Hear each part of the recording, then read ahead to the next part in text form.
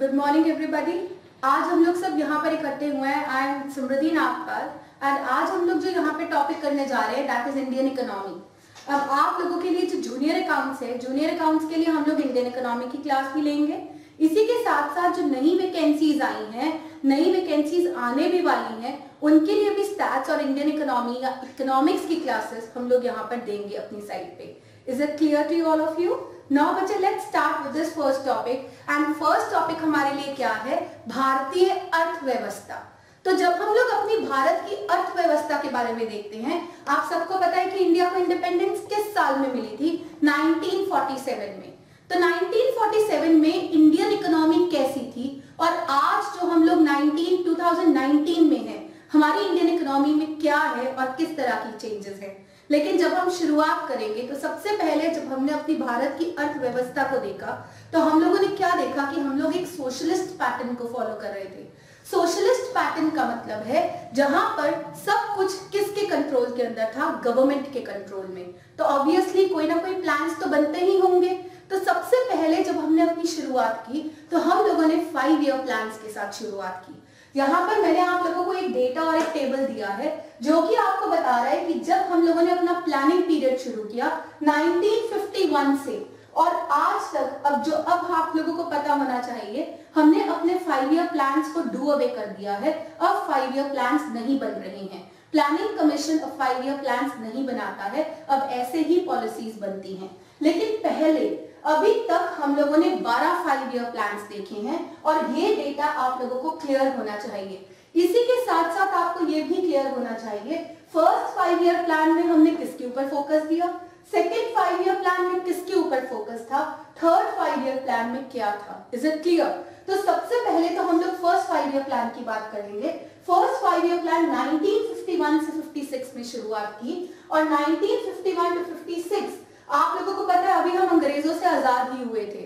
Indian economy को development करने के लिए बहुत सारे एरियाज थे, लेकिन हमने अपनी जड़ को पकड़ा। हमारी जड़ क्या थी? Indian agriculture. तो first 5 year plan was basically an agricultural economy को डेवलप करने के लिए ही हमने सारा काम किया। जितना भी काम किया फर्स्ट 5 ईयर प्लान में एग्रीकल्चर को प्रमोट करने के लिए किया। सेकेंड 5 ईयर प्लान जो कि 1956 से 61 में था, यहां पर सारे का सारा फोकस हमने बेसिक एंड हेवी इंडस्ट्रीज के ऊपर लगाया। बेसिक एंड हेवी इंडस्ट्रीज के ऊपर, भारी उद्योग बेसिकली, या भारी उद्योग जिसको हम लोग कहते हैं, जो बहुत ही हेवी, जैसे कि आयरन एंड स्टील की इंडस्ट्रीज हो गई और भी बहुत सारी हेवी इंडस्ट्रीज, उन पे हम लोगों ने यहाँ पर जोर लगाया था। और आप लोगों को पता है ये किस मॉडल के अंदर हुआ था? ये अंतर्गत हुआ था महालनोबिस मॉडल के अंदर, राइट।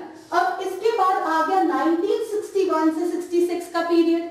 बच्चे आपको पता होना चाहिए ये जो 66 का टाइम पीरियड है, इसको हम लोग यहाँ पर ग्रीन रेवोल्यूशन बोलते हैं।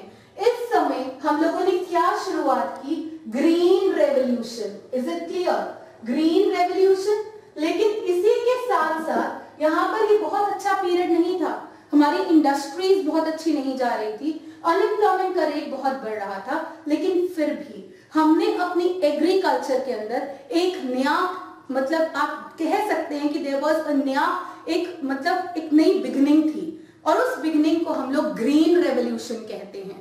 यहाँ पर बेसिकली ये जो ग्रीन रेवोल्यूशन था ये किसकी खेती के अंदर था? व्हीट की। या व्हीट की खेती बहुत ज्यादा बड़ी थी या राइस की खेती बहुत ज्यादा बड़ी थी। अब इसके बाद आप लोगों को पता है कि यहाँ पर हमारे पास 65 के अंदर एक क्वेश्चन पूछना चाहता हूँ। हाँ जी। ये जो हरित क्रांति जो हमारी हुई, हाँ, हरित क्रांति भी कह सकते हैं ग्रीन रेवोल्यूशन। तो ये व्हीट यानी कि गेहूं और हमारी या दूसरा आप लोग ये कह सकते हो कि वैसे तो बेसिकली यहाँ पर ग्रीन रेवोल्यूशन के अंदर 5 तरह की चीजों, 5 तरह के क्रॉप्स पे बहुत ज्यादा फोकस किया गया था। एक क्या था? राइस, एक व्हीट, एक पल्सेस। Is it clear? और भी 2-3 क्रॉप्स है, लाइक बाजरा, ये छोटे मोटे क्रॉप्स जिनको कहते हैं। लेकिन ज्यादातर ग्रोथ किस में आई थी? या तो व्हीट में आई थी या राइस में आई थी। लेकिन जनरली ग्रीन रेवोल्यूशन को, जो कि 1966 के अंदर हुई थी, हम लोग एक और नाम से बुलाते हैं, we call it a wheat revolution. You should always remember कि हम लोग ग्रीन रेवोल्यूशन जो कि हरित क्रांति है उसको हम लोग व्हीट रेवोल्यूशन भी कहते हैं। अब आप लोगों को पता है कि 1965 में पाकिस्तान के साथ लड़ाई झगड़ा हो गया था, तो इतने फंड्स हमारे पास नहीं थे, इसीलिए हम आगे 5 ईयर प्लान्स के लिए नहीं जा सके।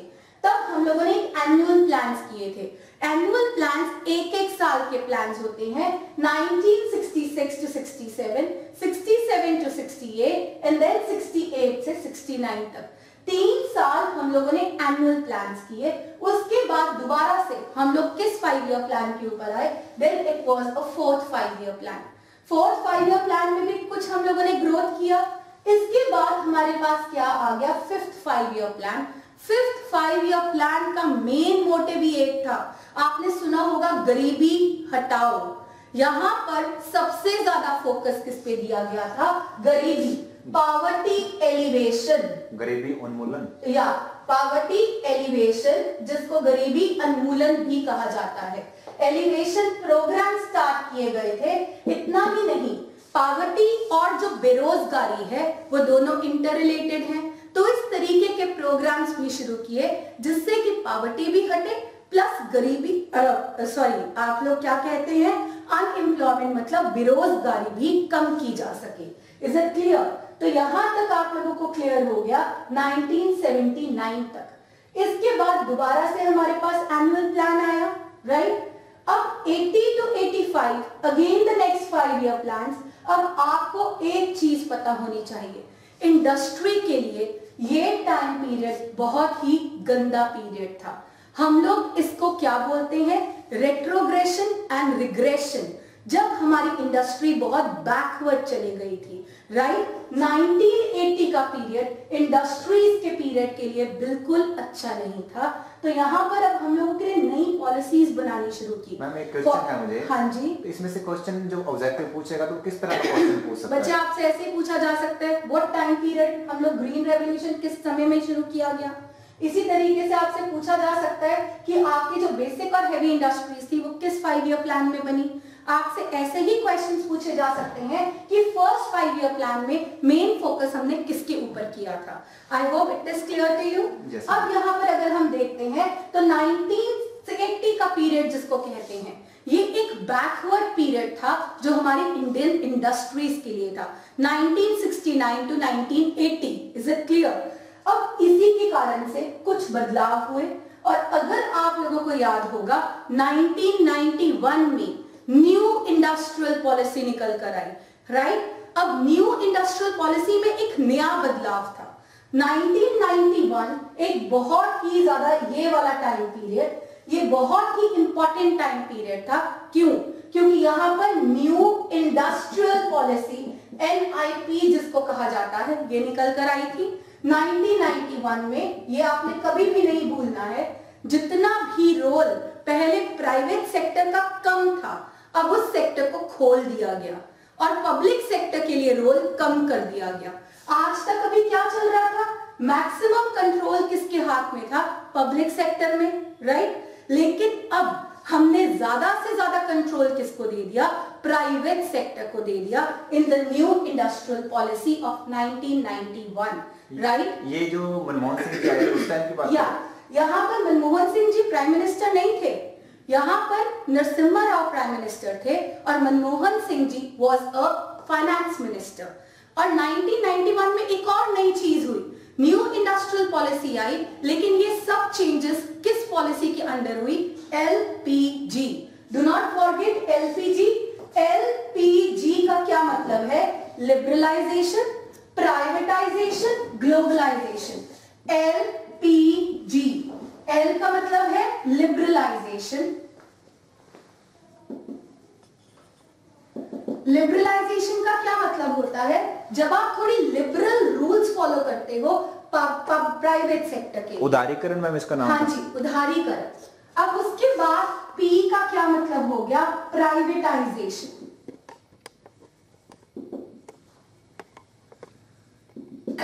बच्चों, what do you mean by privatisation?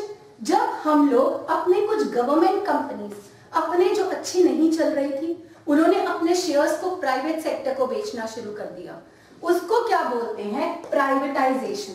ऐसा सोचा जा रहा था जो हमारे 9 नवरत्नास है उनमें से भी कहीं ना कहीं उनके शेयर्स को सेल कर दिया जाए, किसको? To the private sector. Air India आप लोगों को पता है उसके भी कुछ शेयर्स बेचे गए थे। This is known as privatisation. अब आगे क्या है? जी का क्या मतलब है? ग्लोबलाइजेशन। ग्लोबलाइजेशन का क्या मतलब है? अभी तक हम लोग अपने कंट्री के अंदर ट्रेड के साथ सीमित थे। अगर हम बाहर ट्रेड करते थे तो बहुत हाई रेट्स के ऊपर होता था या बहुत ही मुश्किल से होता था। अब हमने अपनी बाउंड्रीज को ओपन कर दिया। बाउंड्रीज को ओपन करने का मतलब है कि अब बाहर से भी लोग हमारी कंट्री में आकर इन्वेस्टमेंट कर सकते हैं, हम भी बाहर जाकर अपने सामान को आराम से बेच सकते हैं। बहुत सारी पॉलिसीज ऐसे बनी जिससे कि हमारी पूरा वर्ल्ड एक ग्लोबल विलेज के फॉर्म में बन गया, जहां पर इजी ट्रेड, नॉट ओनली लोगों का आना जाना, सामान का आना जाना, हर एक चीज का आना जाना बहुत आसान हो गया ड्यू टू दिस ग्लोबलाइजेशन। तो ये आप लोगों ने भूलना नहीं है कि 1991 में जब मनमोहन सिंह जी हमारे यहाँ पर फाइनेंस मिनिस्टर थे, उन्होंने जब एलपीजी लिया, लिबरलाइजेशन, प्राइवेटाइजेशन, ग्लोबलाइजेशन। लिबरलाइजेशन के कारण से क्या आया? New industrial policy, that is 1991 की न्यू इंडस्ट्रियल पॉलिसी। हमारे प्राइवेट सेक्टर को बहुत ग्रोथ मिला, हेंस देयर वाज प्राइवेटाइजेशन। इसी के साथ ग्लोबलाइजेशन भी आ गई, जहां पर हमने बाहर की कंट्रीज से कुछ इंडस्ट्रीज को बुलाना शुरू किया और उन्होंने हमारी कंट्री में इन्वेस्टमेंट करनी शुरू की। क्या आपने 1991 से पहले एडिडास, प्यूमा ये सब सुना था? नहीं। क्या आपने इंटरनेट कनेक्शंस, मोबाइल्स ही इतने मुश्किल से होते थे? लेकिन 1991 में जैसे ही ग्लोबलाइजेशन हुई, बाहर से एडिडास हमारी कंट्री में आ गई, प्यूमा हमारी कंट्री में आ गए, अब तो इनके प्रोडक्शन सेंटर्स ही हमारी कंट्री के अंदर हैं, राइट? इतना ही नहीं, अब आप कह सकते हो globalisation, Walmart stores coming in India, McD को कौन नहीं जानता। अब तो हमारी सिटी गंगानगर के अंदर केएफसी भी है, पिज्जा हट भी है। ये भी इंडियन कंपनीज नहीं है, ये बाहर की कंपनीज हैं। ये हमारी कंट्री में क्यों आई है? क्योंकि अब यहाँ पर ग्लोबलाइजेशन है, easy investment into our country, right? So I hope अब आप लोगों को यहाँ पर ध्यान करना है कि इसके बाद अब हमने कहां तक लास्ट 5 ईयर प्लान किया है।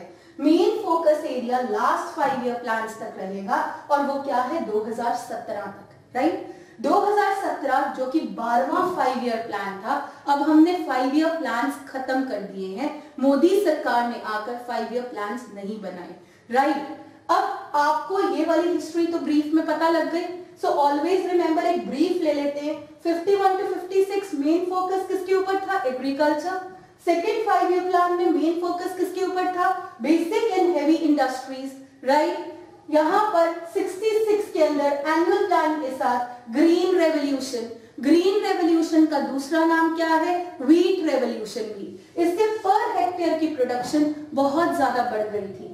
यू शुड रिमेंबर, यहाँ पर 5 ईयर प्लान में पॉवर्टी एलिवेशन, इतना ही नहीं, बेरोजगारी को हटाने के लिए योजनाएं बनाई गई। इसके बाद जो मेजर चेंज इकोनॉमी के अंदर आया वो था 1991 के अंदर। ये मेजर चेंज था जब कांग्रेस की सरकार थी, उस समय मनमोहन सिंह जी हमारे फाइनेंस मिनिस्टर थे, तब उन्होंने एक पॉलिसी अडॉप्ट की एलपीजी की। एल का क्या मतलब है? लिबरलाइजेशन। पी का क्या मतलब है? प्राइवेटाइजेशन। जी का क्या मतलब है? ग्लोबलाइजेशन। आप लोगों को एक और चीज का ख्याल रहना है कि यहाँ पर प्राइवेटाइजेशन के रहते ही हमने न्यू इंडस्ट्रियल पॉलिसी शुरू की, जहां पर पहले ज्यादातर इंडस्ट्रीज पब्लिक सेक्टर के अंदर थी, अब ज्यादातर इंडस्ट्रीज किस सेक्टर के अंदर आ गई? प्राइवेट। जैसे जैसे हम टॉपिक्स आगे करेंगे मैं आपको खोल कर भी बताऊंगी कि कितनी इंडस्ट्रीज प्राइवेट सेक्टर के अंदर है, कितनी इंडस्ट्रीज पब्लिक सेक्टर के अंदर रह गई। अब यहां तक हमारा लास्ट 5 ईयर प्लान कहां तक था? It was till the 12th 5 year plan. और 12th 5 ईयर प्लान का आपको ईयर्स याद रहने चाहिए, 2012 से लेकर 2017 तक। आई थिंक द बेसिक आपको मैंने यहां पर बताया है, लेकिन अब हमने कुछ और डिस्कशन करना है कि इंडिया का क्या केस है। आप इंडियन इकोनॉमी को किस तरीके से मानते हो? इंडियन इकोनॉमी को जब हम लोग करेंगे तो हम इंडियन इकोनॉमी देखेंगे कि एक अनडेवलप्ड इकोनॉमी है, एक अविकसित अर्थव्यवस्था है। अब आप सोचेंगे कि अविकसित अर्थव्यवस्था किस तरीके से है। सबसे पहले फोकस करो एग्रीकल्चर। आप लोगों को पता है एक समय था जब इंडिया इंडिपेंडेंट हुआ था तो कितने 70% लोग एग्रीकल्चर कृषि के ऊपर डिपेंडेंट थे, लेकिन अब कितने लोग डिपेंडेंट हैं? अभी भी 49% लोग अभी भी कृषि के ऊपर डिपेंडेंट है, right. Let's see the next point, जिसके कारण से हम अभी भी कहते हैं कि इंडियन इकोनॉमी एक अविकसित इकोनॉमी है या अभी भी एक डेवलपिंग इकोनॉमी है। पावर्टी, पावर्टी का मतलब गरीबी। अभी भी हमारी कंट्री के अंदर जो गरीबी है वो यहाँ पर कितनी है? 21.9% लोग गरीबी रेखा के नीचे रहते हैं। गरीबी रेखा का क्या मतलब है? जो लोग अपने लिए सही मात्रा में खाना, कपड़ा, इवन रहने की जगह भी मेंटेन नहीं कर सकते, उनके लिए डेली कैलोरीज भी मेंटेन करना बहुत मुश्किल है। आप लोगों को पता है कि हमारी कैलोरीज एक दिन में कितनी होनी चाहिए? 2100। लेकिन जब एक आदमी 2100 कैलोरीज भी अपनी एक दिन में नहीं ले सकता है, तब हम उसको क्या कहते हैं? वो पर्सन पॉवर्टी लाइन के बिलो रह रहा है। Let's see other population. Population आपको पता है, जनसंख्या। आपको पता है हमारी पॉपुलेशन किस रेट से बढ़ती है? अभी भी पॉपुलेशन का बढ़ना अराउंड 2% है।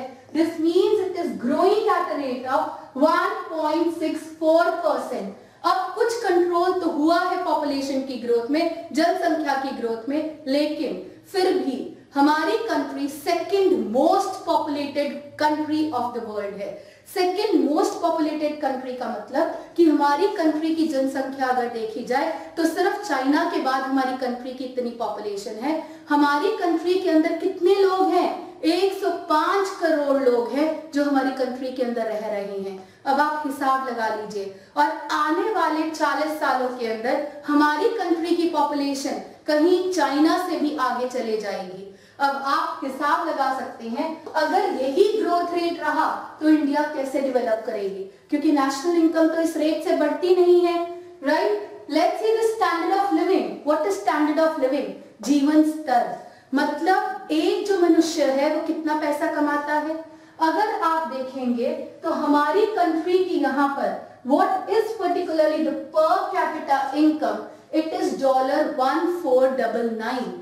अगर हम कहेंगे तो 30,000 कुछ रुपए बनते हैं, तो आप देख सकते हैं कि एक बंदा एक साल के अंदर अगर हम देखते हैं एवरेज 30,000 कुछ रुपए कमाता है। जबकि अगर आप ये देखेंगे अमेरिका की यहाँ पर, इवन अगर आप श्रीलंका की भी देखेंगे तो उसकी भी पर कैपिटा इनकम कहीं इंडिया से ज्यादा है। सो अब अगेन आप हिसाब लगा सकते हैं कि क्या इंडिया डेवलप्ड है या इंडिया अभी भी विकसित हो रहा है या अभी भी अविकसित है। तो हमारी प्रति व्यक्ति आय इतनी कम है इंडिया की? हाँ जी, इतनी ज्यादा कम है। और अगर डॉलर्स के फॉर्म में देखते हैं तो इट इज $1499।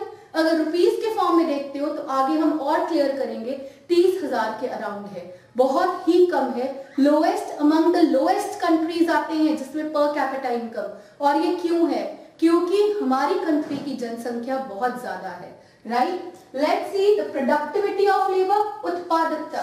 हमारी कंट्री की जो उत्पादकता है तो उसका लेवल बहुत ही कम है, राइट। वो लेवल क्यों कम है? क्योंकि टेक्निक्स बहुत बैकवर्ड हैं। जिस चीज को लेकर हम प्रोडक्शन कर रहे हैं, जिस तकनीक को लेकर हम प्रोडक्शन कर रहे हैं, वो तकनीक ही बहुत बैकवर्ड है। इसके कारण से जो लेबर की प्रोडक्टिविटी भी निकल कर आती है वो ज्यादा नहीं आती है। Let's see investment. इन्वेस्टमेंट का क्या मतलब होता है? जब आप पैसा किसी भी चीज के लिए लगा रहे हो जिससे कि इकोनॉमी में ग्रोथ आए। हम लोग इन्वेस्टमेंट रिसर्च में नहीं कर रहे, डेवलपमेंट में ज्यादा इन्वेस्टमेंट नहीं कर रहे। नई नई टेक्निकें लेकर आनी चाहिए जिससे कि इकोनॉमी के अंदर ग्रोथ हो। और यहाँ पर ना तो हम इन्वेस्टमेंट कर रहे हैं जिससे कि ज्यादा ग्रोथ हमारी इकोनॉमी के अंदर आए।